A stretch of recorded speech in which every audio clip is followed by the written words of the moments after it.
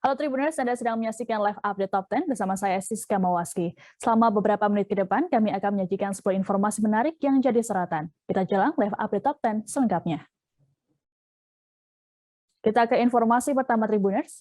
Seorang PNS di Aceh Tengah tega menggugat ibu kandungnya sendiri terkait harta warisan. Penggugat berinisial AH ini merupakan pejabat di lingkungan Setda Kabupaten Aceh Tengah. Terkait gugatan tersebut, ibu kandung dari sang pejabat lantas membuat pengakuan.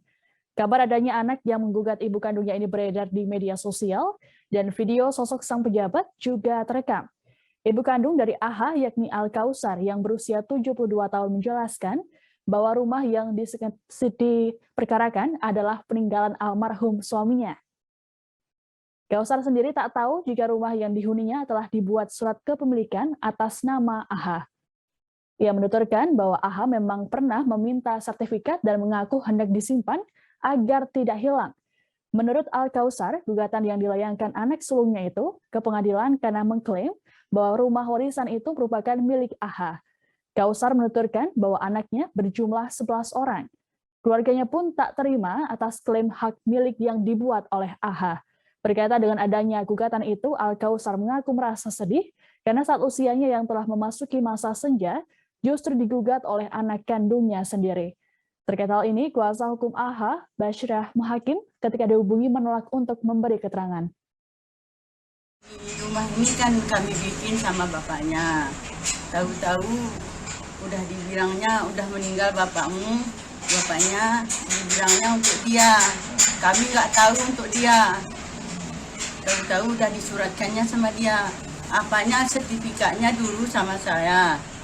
Udah tuh dimintanya katanya minta sertifikat itu nanti hilang katanya.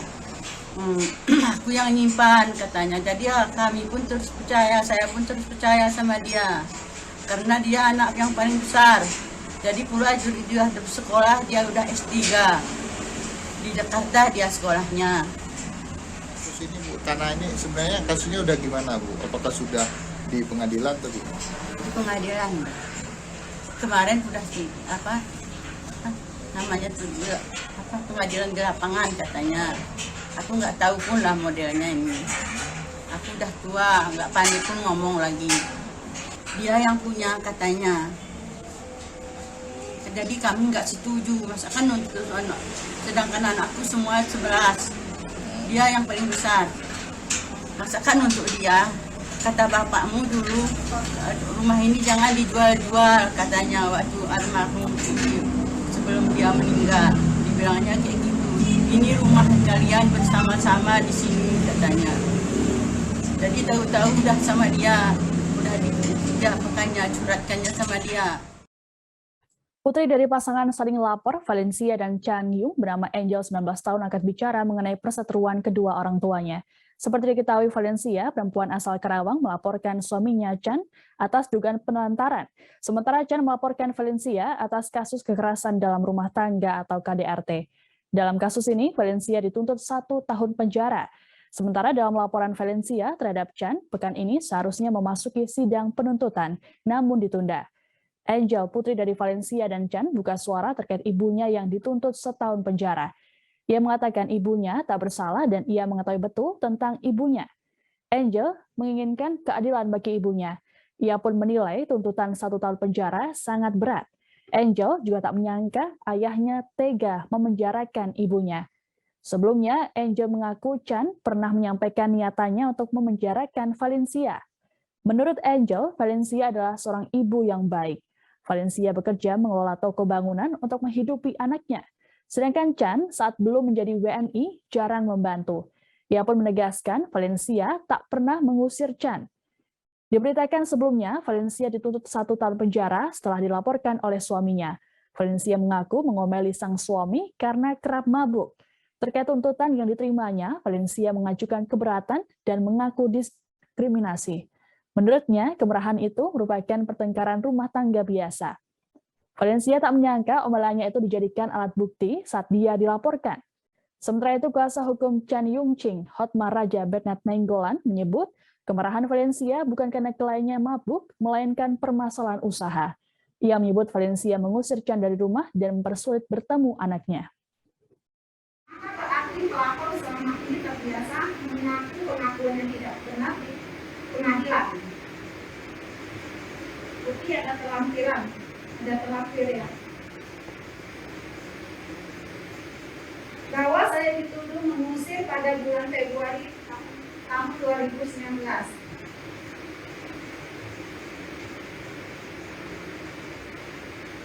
Yang ada justru pelaporlah yang beberapa kali datang ke rumah Koko tempat saya berusaha, membawa preman mengintimidasi dan mengusir saya pada bulan Juli, Agustus, dan September di tahun 2019. Rekaman CCTV juga ada terlampir.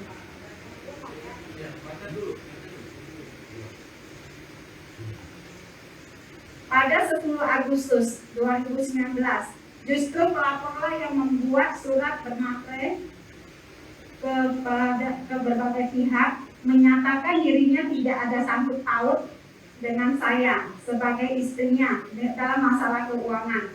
Jelas sudah bahwa pihak pelaporlah yang membuat jarak.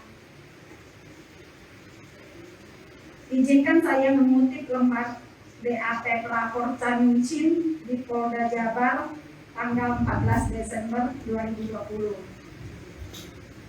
19 Februari 2019, karena saya sudah tidak kuat dengan kelakuan istri saya meninggalkan rumah saya. Bahwa Oktober 2019, saya pernah kembali ke rumah untuk menemui anak-anak. Februari 2020, saya pernah kembali ke rumah ditemani pengacara. Aneh, merasa terusir tapi bebas bisa datang. Artis Nirina Zubir tampak emosional saat bertemu dengan pelaku penggelapan aset milik mendiang ibunya. Momen ini terjadi dalam konferensi pers yang dilakukan di Polda Metro Jaya pada Kamis 18 November. Ada 3 tersangka yang dihadirkan polisi dalam konferensi pers tersebut. Mereka yakni Riri Kashmita, suami Riri bernama Edrianto, dan notaris bernama Farida. Nirina pun tampak menantangisnya saat berbicara langsung dengan pelaku Riri yang tak lain adalah asisten rumah tangga mendiang ibunya. Dalam keterangannya, Nirina mengatakan hingga kini pelaku tak menyampaikan permintaan maaf pada keluarganya. Nirina berujar dirinya emosi lantaran pelaku menikmati hasil kejahatannya dengan mendirikan usaha dan membeli mobil. Sedangkan sang ibu belum sempat menikmati hasil jerih payahnya. Nirina Zubir mengaku lega setelah 3 tersangka itu ditahan di Polda Metro Jaya.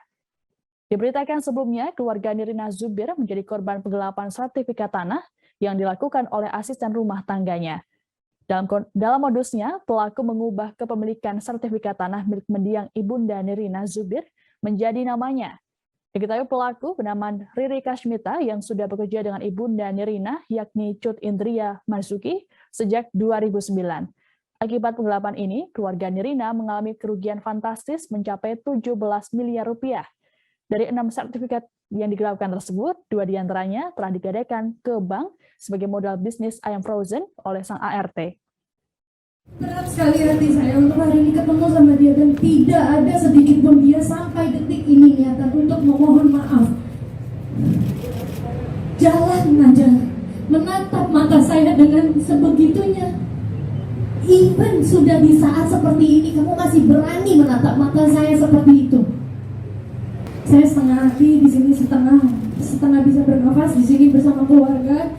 Dikarenakan saya sudah sedikit tenang bahwa mereka sudah dijadikan tersangka dan sudah ditangkap. Saya sejauh ini seperti teman-teman ketahui bahwa sekarang ini yang menjadi pertanyaan dari teman-teman dari kemarin adalah bagaimana nih Mbak Nirina terhadap suratnya, akankah dijadikan kepemilikannya kepada ahli waris kembali. Untuk itu saya juga mohon kepada pihak yang terkait di sini dari BPN, dari Kanwil, juga dari perbankan untuk mempermudahkan dan agar hak-hak kami bisa kembali, kemudian proses hukum tetap berjalan. Ya Pak, saya terima kasih sekali Pak, karena saya tahu sekali kenapa saya emosi sekali. Karena saya tahu ibu saya belum pernah sekalipun menikmati hasil dari jerih payahnya Pak. Yana Supriyatna, pria yang hilang misterius di jurang Cadas Pangerang, Sumedang, Jawa Barat, akhirnya ditemukan. Sebelumnya, Yana dilaporkan hilang sejak Selasa 16 November malam. Kabar ditemukannya Yana Supriyatna dibenarkan Kapolres Sumedang AKBP Eko Prasetyo Robianto. Bukan di Cadas Pangeran, Yana ditemukan cukup jauh, yakni di Cirebon, Jawa Barat. Yana ditemukan di daerah Dawuan, Cirebon, dan saat ini masih dalam perjalanan ke Sumedang. Meski begitu, Eko belum bisa memberikan keterangan apapun soal siapa sosok yang membawa Yana ke Cirebon. Eko dan jajarannya masih akan menggali informasi dari yang bersangkutan ketika sudah sampai di Sumedang. Bahkan Yana bisa dijerat dengan sejumlah pasal apabila betul ia membuat kegaduhan secara sengaja. Diketahui Yana hilang misterius setelah mengirimkan 2 pesan suara pada sang istri. Pesan suara pertama, Yana mengungkapkan pada sang istri bahwa ia sedang dalam perjalanan pulang ke Sumedang. Yana menjelaskan bahwa ia tengah berhenti sholat di wilayah Simpang. Ia pun membeberkan bahwa ada seseorang yang ikut membonceng Yana karena sama-sama ingin pulang ke Sumedang. Tim SAR gabungan bahkan melakukan pencarian terhadap Yana di kawasan Cadas Pangeran hingga Kamis 18 November. Sebelumnya, kepolisian menegaskan bahwa sinyal ponsel Yana masih terdeteksi di kawasan Cadas Pangeran. Polisi hingga kini masih melakukan pengembangan untuk mengetahui motif hilangnya pria tersebut. Ini Bapak sebelumnya ada masalah nggak Bu dengan? Nggak ada. Sama keluarga? Nggak ada. Saya melakukan suami saya, kalau enggak cuma Simpang aja. Cuma di wilayah Simpang, cuman nggak. Betul. Pada hari ini pencarian orang hilang hari kedua. Kemarin sudah dilaksanakan penyisiran dari wilayah timur ke barat, tapi saat ini belum ditemukan orang yang hilang. Nah, saat ini sudah dikerahkan lebih banyak lagi, sebanyak 200 orang yang terdiri dari Polri, TNI, BPBD, LSM, Tagana, dan masyarakat sekitarnya. Saat ini untuk pencarian korban lebih cepat, kami mendatangkan K9 atau anjing pelacak untuk pencarian lebih lanjut, dan mudah-mudahan pada hari ini orang yang hilang bisa ditemukan. Untuk sementara ini pencarian menurut informasi juga bahwa si korban berada di dasar jurang. Nah, ini saat ini kami mulai hari ini dan kemarin juga difokuskan di jurang Cadas Pangeran. Dekan Visip Universitas Riau atau UNRI, Syafri Harto ditetapkan sebagai tersangka oleh Polda Riau dalam kasus pelecehan seksual terhadap mahasiswinya. Informasi tersebut disampaikan oleh Kabid Humas Polda Riau, Kombes Pol Sunarto pada Kamis 18 November pagi. Sunarto mengatakan pihaknya telah melalui serangkaian proses penyidikan dengan meminta keterangan dari sejumlah saksi serta mengumpulkan barang bukti. Hingga akhirnya penyidik Direktorat Reserse Kriminal Umum Polda Riau resmi menetapkan Syafri Harto sebagai tersangka. Lebih lanjut, Sunarto mengatakan penyidik telah mengirimkan surat pemberitahuan dimulainya penyidikan atau SPDP kepada Jaksa Penuntut Umum atau JPU. Lalu penyidik akan segera melakukan pemanggilan terhadap Syafri Harto untuk diperiksa sebagai tersangka. Diberitakan sebelumnya, mahasiswi berinisial L, 21 tahun, melaporkan dugaan pelecehan seksual yang dialaminya ke Polresta Pekanbaru. Namun dalam pengembangannya, kasus ini diambil alih penanganannya oleh Polda Riau. Beberapa waktu lalu, penyidik dari Ditreskrimum Polda Riau juga telah menyegel ruang kerja Dekan Visip UNRI, Syafri Harto. Terkait kasus yang menyeret namanya, Syafri Harto sempat membantah telah melakukan pelecehan terhadap mahasiswinya itu. Bahkan ia juga berani bersumpah bahwa tudingan tersebut tidaklah benar. Ia merasa nama baiknya telah tercemar dan menggugat balik pihak-pihak yang telah melaporkannya. Namun kini kebohongan tersebut tampaknya sudah terbuktikan oleh fakta-fakta yang sudah dikantongi oleh polisi. Penanganan perkara kasus dugaan tindak pidana cabul, bahwa penyidik telah menetapkan Saudara HS sebagai tersangka. Ini setelah melalui proses penyidikan, kemudian dilaksanakan gelar perkara. Penyidik telah memutuskan itu kemarin, kemudian akan segera dilakukan pemanggilan kepada saudara HS untuk diperiksa sebagai tersangka.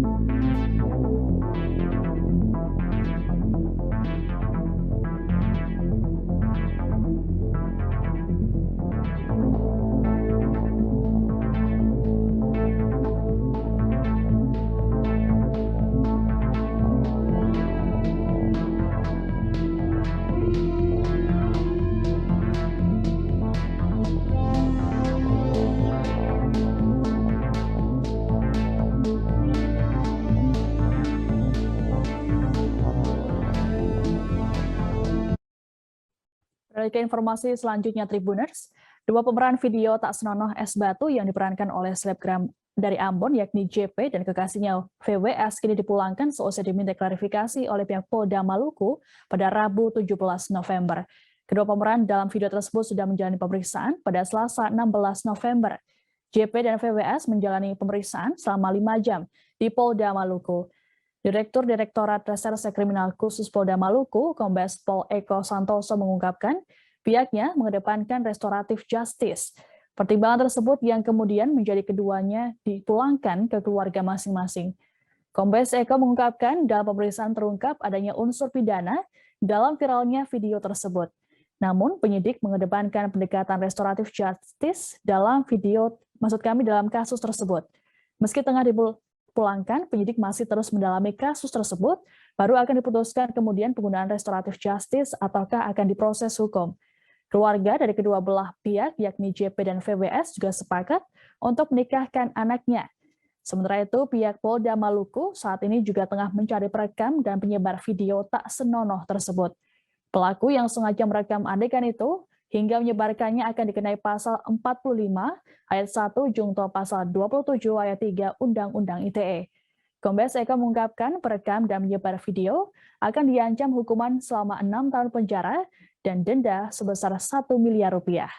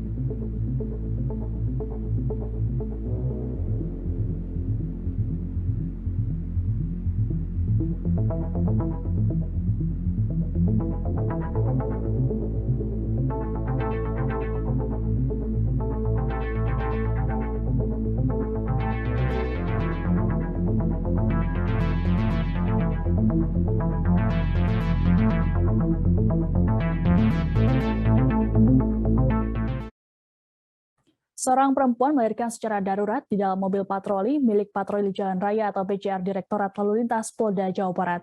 Sempat terjadi kepanikan sebelum proses persalinan tersebut, namun sang anak akhirnya lahir dengan selamat. Insiden tersebut sempat direkam oleh warga dan viral di media sosial. Dalam video berdurasi 24 detik itu memperlihatkan proses penanganan persalinan yang terjadi di dalam mobil patroli PJR itu. Kanit 8 PJR Palikanci Pejagan saat PJR di Lantas Polda Jabar, AKP Aris Rianto menceritakan perempuan itu mulanya sedang melakukan perjalanan dengan menggunakan bus bersama keluarganya. Namun bus itu kemudian berhenti di depan mobil patroli PJR yang sedang berada di kilometer 214 Tol Palimanan Kanci. Kanit bus keluar sambil berlari dan berteriak minta tolong kepada pihak kepolisian. Aris langsung memanggil petugas PJR lainnya untuk bersama-sama mengevakuasi perempuan itu ke dalam mobil patroli. Lalu mereka bergegas ke gerbang tol Ciperna Timur untuk menuju Puskesmas Ciperna yang dinilai terdekat dengan lokasi. Saat mengendarai mobil patrolinya, Aris mendengar jelas jeritan perempuan tersebut. Peristiwa itu terjadi ketika masih di dalam tol beberapa jarak sebelum pintu keluar. Setibanya di puskesmas, bayi tersebut ternyata sudah lahir. Diketahui sang suami bernama Sugiri berusia 32 tahun dan perempuan yang baru saja melahirkan itu bernama Watriyah berusia 20 tahun. Keduanya sedang melakukan perjalanan dari Jakarta menuju Pekalongan. Saat itu mereka juga bersama putra pertamanya yang masih berusia 2,5 tahun untuk menuju kampung halaman. Mereka pulang ke Pekalongan berniat untuk melakukan persalinan di sana. Namun Watriyah mengalami kontraksi lebih awal dan melahirkan di tengah jalan.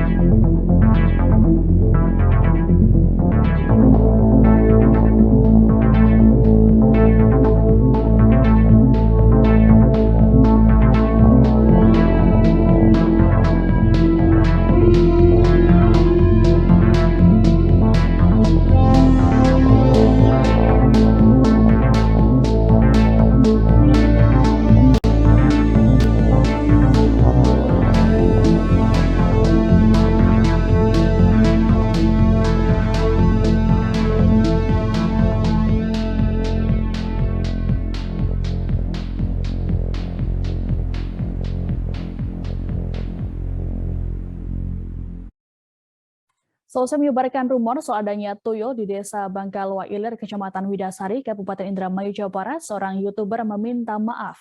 YouTuber berinisial UL tersebut sebelumnya menyebarkan rumor bahwa ada warga yang memelihara tuyul hingga membuat desa tersebut mengalami sejumlah penyakit aneh.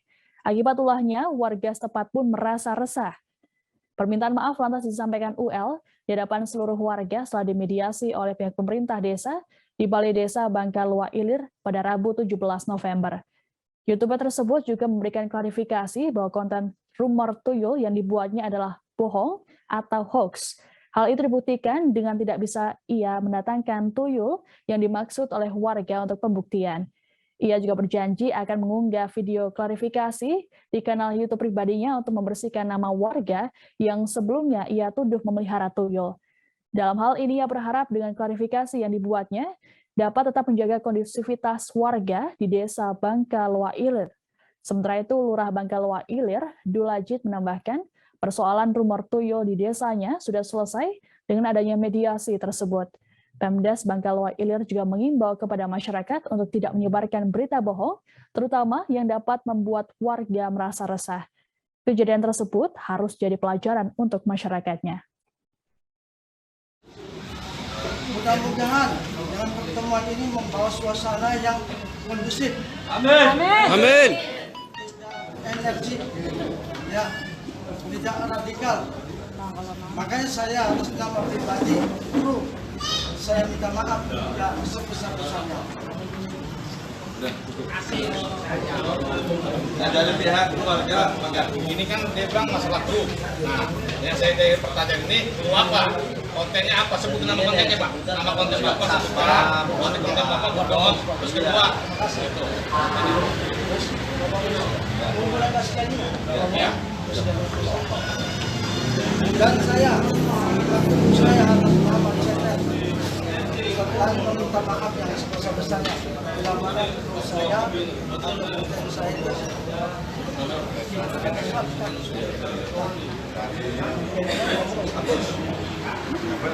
dan selanjutnya sudah saya katakan Bapak Bos, saya atas nama channel terkami meminta maaf yang sebesar-besarnya dan saya bertanggung jawab hapus semua akan saya ngomong sekali ngomong hari ini bahwa saya akan membenarkan apa kata masyarakat.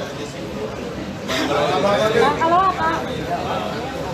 Itu saja bahwa saya benar-benar minta maaf. Terima kasih. Assalamualaikum warahmatullahi wabarakatuh. Waalaikumsalam. Pedagang bakso yang hilang misterius dan meninggalkan gerobak dagangannya kini telah ditemukan. Daryanto, 35 tahun pedagang bakso yang hilang selama 2 hari ditemukan pihak kepolisian Sungai Kunjang pada Rabu 17 November sore. Keberadaan penjual bakso ini pertama kali diketahui oleh warga di Jalan Kapten Sujono, Kelurahan Sungai Kapih, Kecamatan Sambutan. Unit Reskrim Polsek Sungai Kunjang langsung menjemput penjual bakso yang diketahui mendadak menghilang pada Senin 15 November lalu tersebut. Kanit Reskrim Ibda Roni Wibowo menjelaskan Daryanto ditemukan di sekitar Jembatan Mahkota 2 dengan kondisi rebahan di bawah pohon. Saat ditemukan, kondisi korban dalam keadaan linglung, lemas, dan tatapannya kosong. Korban ditemukan dalam keadaan sehat, hanya saja mengeluh kelaparan. Daryanto menjelaskan ia saat kejadian mendapatkan pesanan dari seseorang. Namun orang yang tidak diketahui pasti keberadaannya tersebut meminta 3 mangkok bakso tanpa kuah. Setelah pesanan selesai, Daryanto mengaku dipanggil ke seberang jalan untuk mengambil uang bayaran. Selama menghilang, Daryanto merasa hanya berjalan di seputaran Ring Road 1. Namun ketika sadar, sudah berada di sekitaran jembatan Ahmad Amin tersebut. Kini korban sudah dipulangkan ke kediamannya yang berada di Jalan M. Said, Kelurahan Logbahu, Kecamatan Sungai Kunjang. Ya pas aku keluar dari Ring Road mau nyari rombong nggak ada ya. Terus ketemu di temen Ayu itu. Selama 2 hari ngapain Pak? Ya, intinya jalan keliling gitu aja. Ada dipesenin nggak Pak? Ya intinya ya itu kurang lah. Aku kurang sedekah. Oh sampai kurang sedekah. Oke. Paling buat bakso itu ada yang pesan nggak? Buat bakso 3 bungkus itu. Ya bapak-bapak tadi. Bapak itu. Pesannya gimana Pak? Ceritakan aja. Ya itu suruh bikinkan 3. Habis itu udah aku kasih uang kan. Tapi yang 2 itu satu kalau mau aku bikinkan lagi enggak, kita biar aja yang di bawah yang sudah jatuh juga. Yang di bawah itu sengaja ditumpah.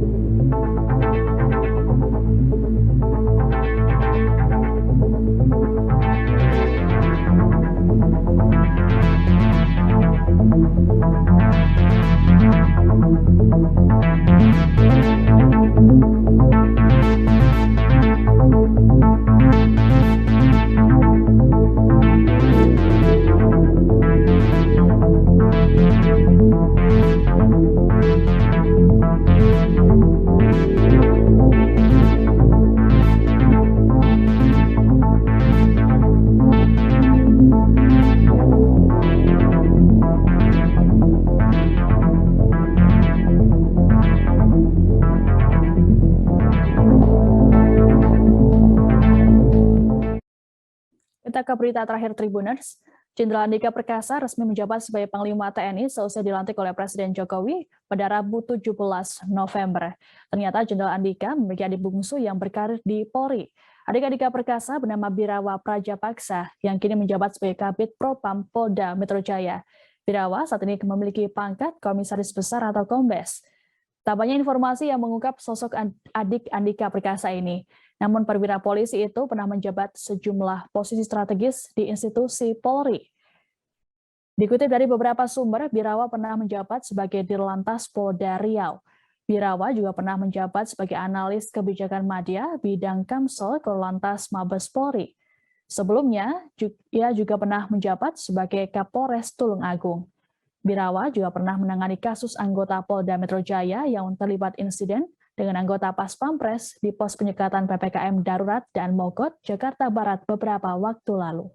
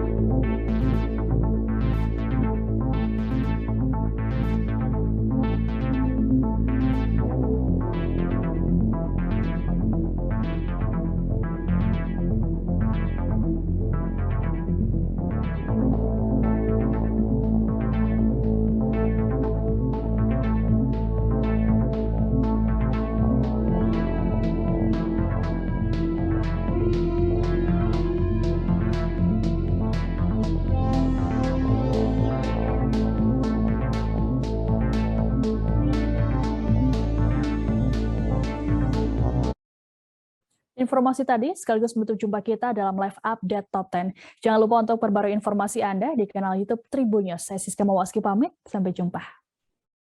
Jangan lupa like, subscribe, dan share ya.